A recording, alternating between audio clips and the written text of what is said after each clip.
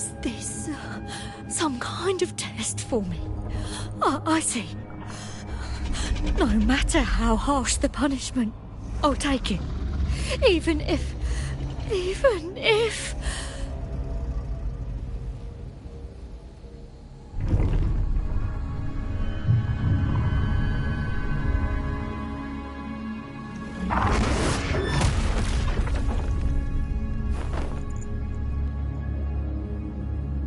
if it means death? We've never done anything that warrants paying with our lives.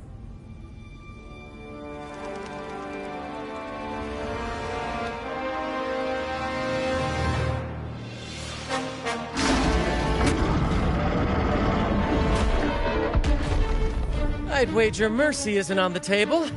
However, in the face of danger and adversity, the stage is set for our grandest act.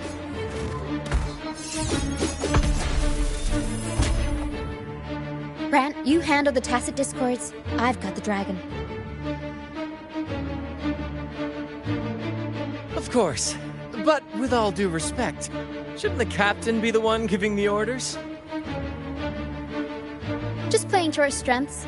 Take it, or I'll spill the beans about your wine stash.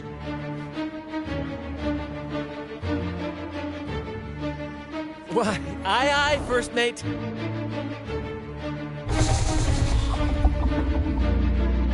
It's time to pay for what you've done, Dragon of Dirge.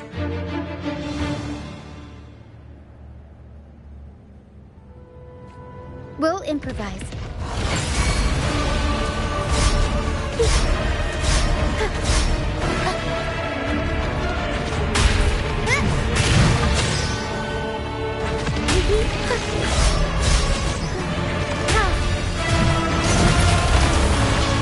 Mamma mia! Every story needs drama.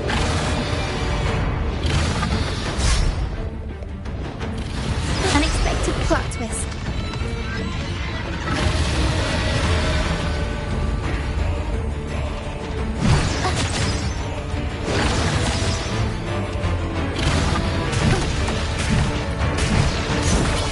I'll warm up the crowd.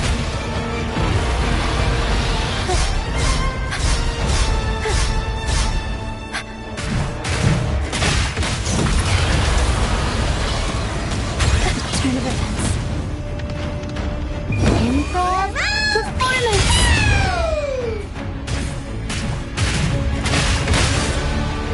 Up we go, Caro.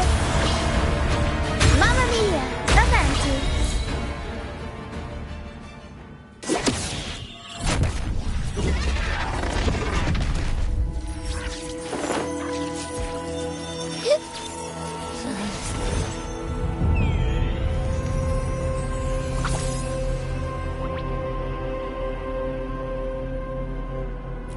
Of course! You think that little lizard could take me down? I just took a nap after eating its frequency.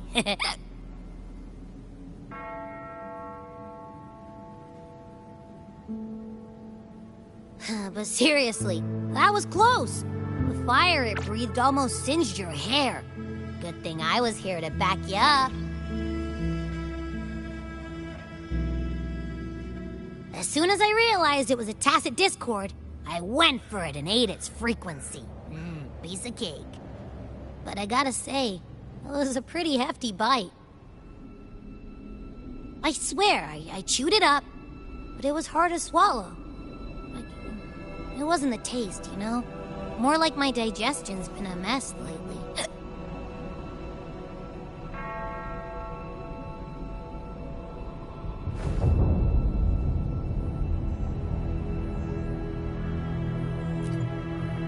That's not the point. The real deal is, I found something crazy in its frequency. You said you somehow experienced empathy with the Tacet Discord back in Jinzhou, right? How about trying that again with this guy?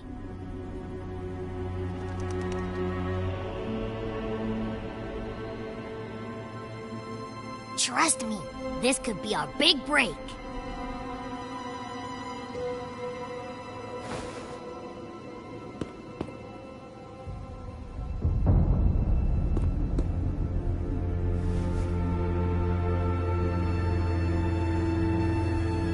Gehenna, a wretched soul mourned by none.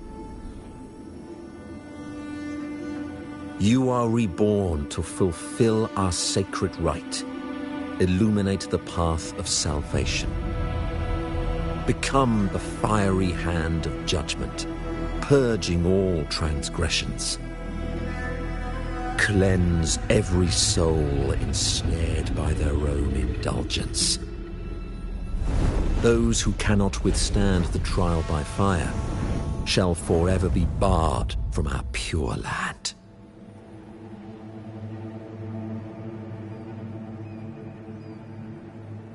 See? I wasn't lying.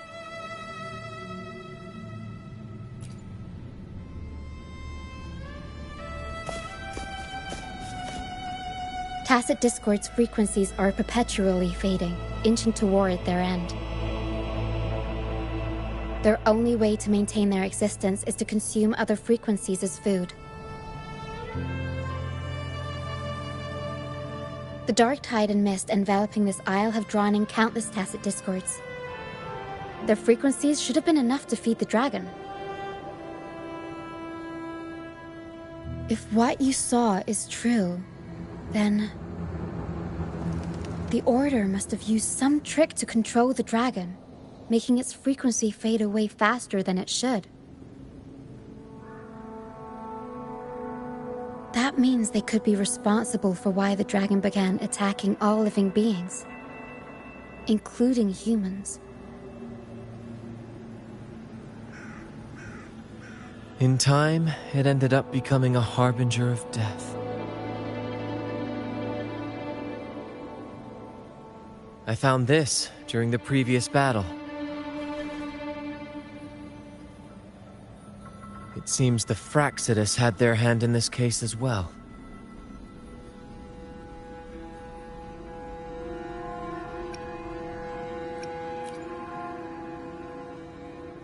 So you know them too. Seems we have much to discuss. Our troop usually earns a living by performing on the nearby islands. Sometimes we take on escort missions for merchant ships as well. That's how we first got acquainted with the Fraxidus. At first, they were just lurking about, raiding ships. But as the Carnival drew near, their actions grew suspicious. We noticed them lingering around a certain sea. Remember Cetus the Tidebreaker? The creature that attacked you when we first met? After we parted ways, we went searching for it to find out what had gone wrong.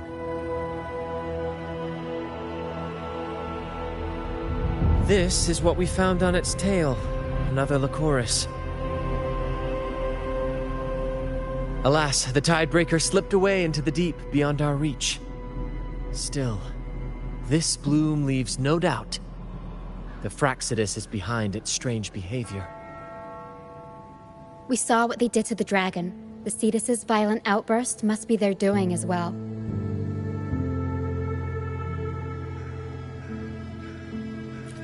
They say the Carnival is a ceremony to resonate with the Sentinel. Those who cling the laurel may be graced with a miracle, a direct communion with the divine. At first, we thought you were merely a curious traveler, intrigued by the Carnival and our Sentinel. But now, seeing how far you've come, there's more to your quest, isn't there? Our troop has always sought the laurel, and we won't sit back while others threaten the Carnival. If they're your foes, then our paths align.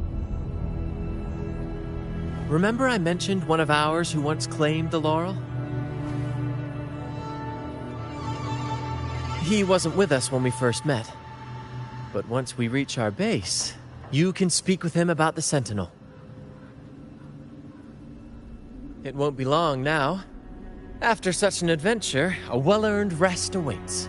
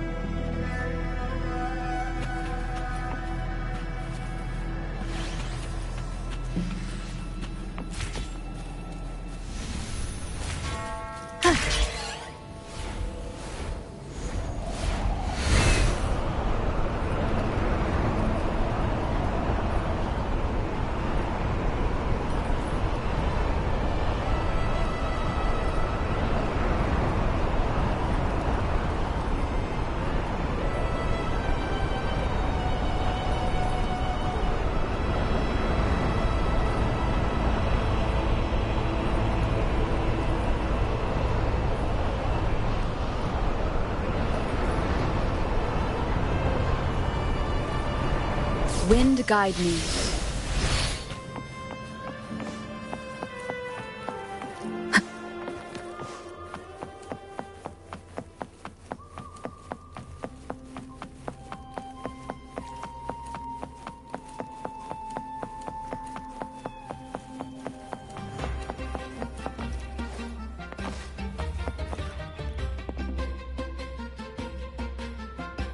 Here we are, ladies and gentlemen. Allow me to present to you our sanctuary. A haven for all the surviving fools at the edge of the world.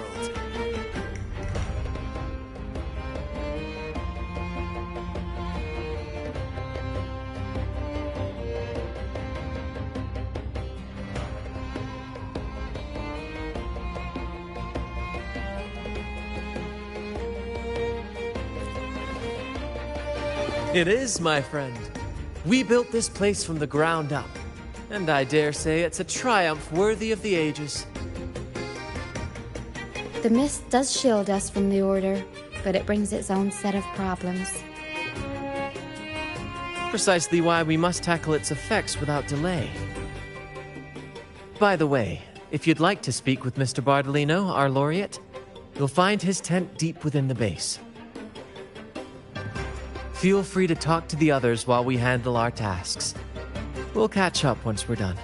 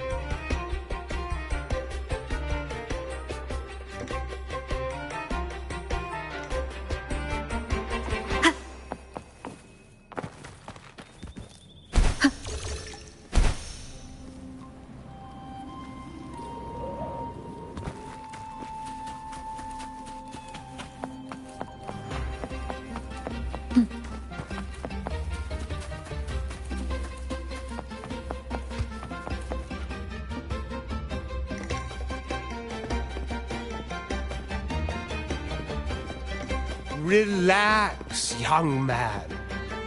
Life's only just unfurling its sails for you. Why sit there like one of those dour statues in the Order's halls? Don't be afraid to show a little spark. I was just thinking about my future. Is Raguna truly lost to me forever? Some have found their way back, but under the Order's watchful eye. Is that really what you want? A life without freedom? Listen, you don't need a grand stage to leave your mark. A true Ragonese can turn even a ragged tent into the finest theater. That's what I'm preparing to do.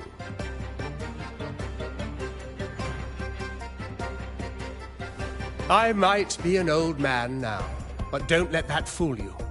I was once crowned with the laurel, you know. You? Are you Mr. Bardolino? In the flesh. Ha ha ha ha!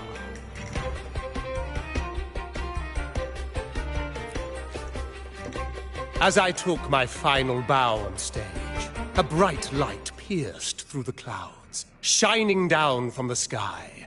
And then, a radiant laurel descended upon me, and I heard a voice. It was the Sentinel's voice, ringing in my head. I asked them a question that had puzzled me since childhood. The ultimate philosophical riddle. What should I eat tonight?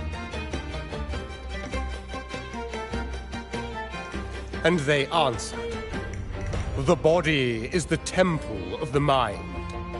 To keep your mind sharp, do consume healthy food, such as the Loras salad. But why Loras salad? I was baffled, and the meaning still eludes me to this very day. I've never been quick-witted, though. The Order's doctrines never quite took hold. Acting, however, that is where my true passion lies.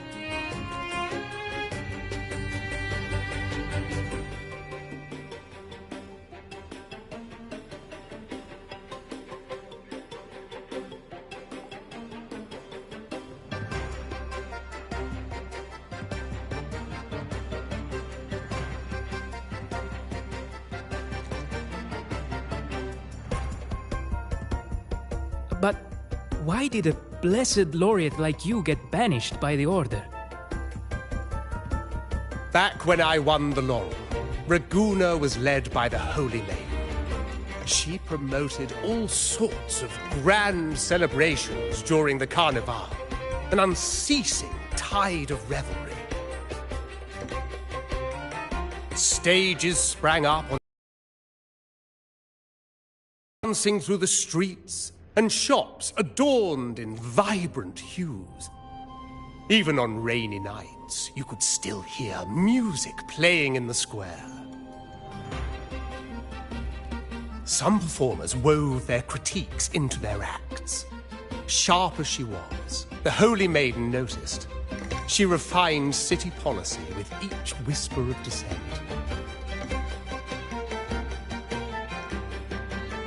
Ah, those were the golden days, my friend.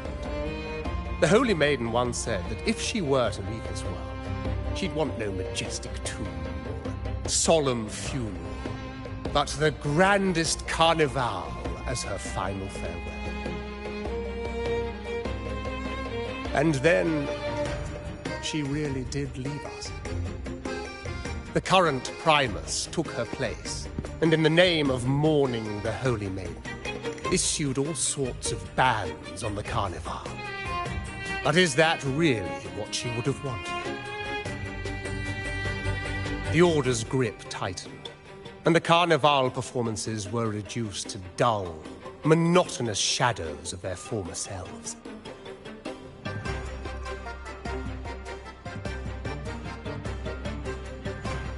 One year, I strung a wire from a gondola to the top of the clock tower in Liberty Square, and another from the tower to the Thessalia's mansion.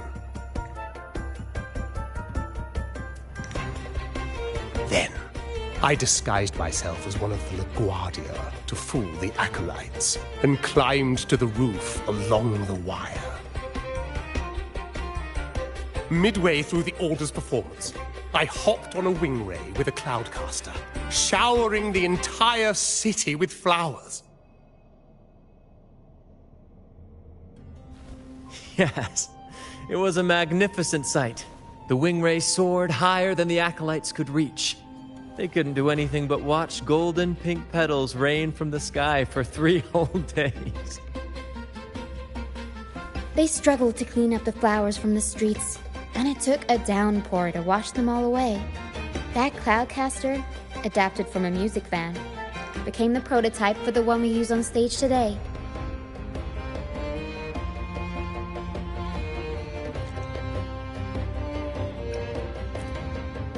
Ah, but that's all in the past.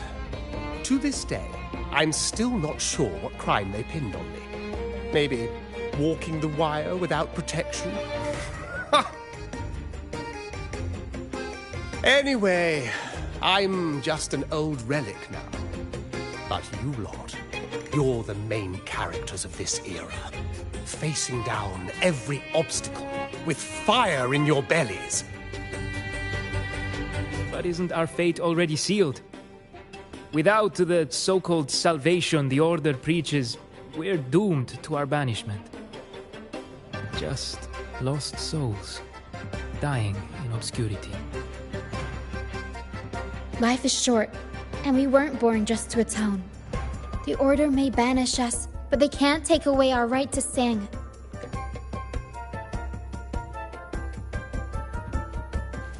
Death is one of many possible ends, but it's certainly not the worst. Perhaps being forgotten is what the Order wanted for us.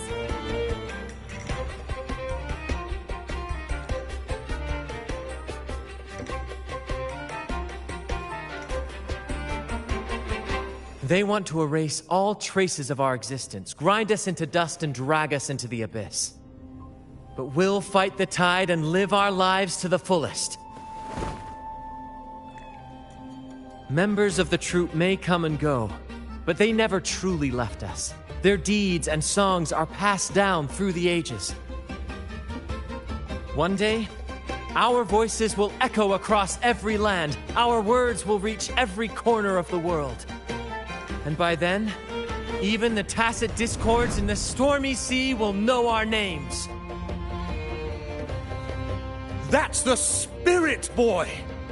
Even if I can't earn myself a proper title, I'll become Rinascita's most enigmatic legend. When I'm gone, I'll leave behind a coffin that sings. Or maybe turn into a lark, singing every day and night!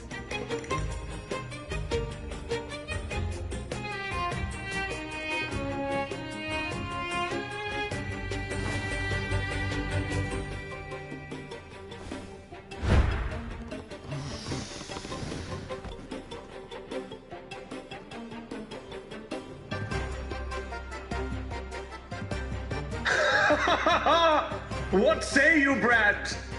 Do you like this stage design? It could be used for this year's carnival.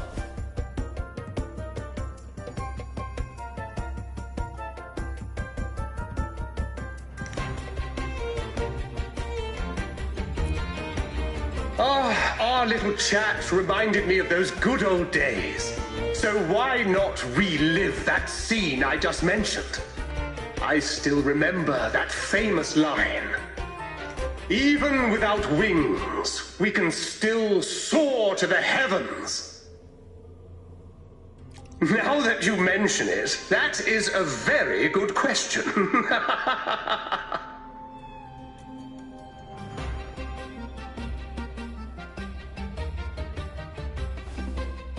Please don't mind him.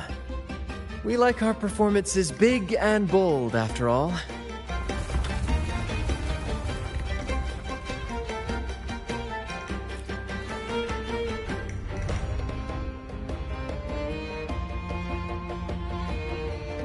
That fight with the dragon probably messed with the mountain's stability. If Bardolino keeps moving around up there, it could get dangerous. We need to find a way to get him down, and fast. We might need your help with this. Pero should have some useful items in her box.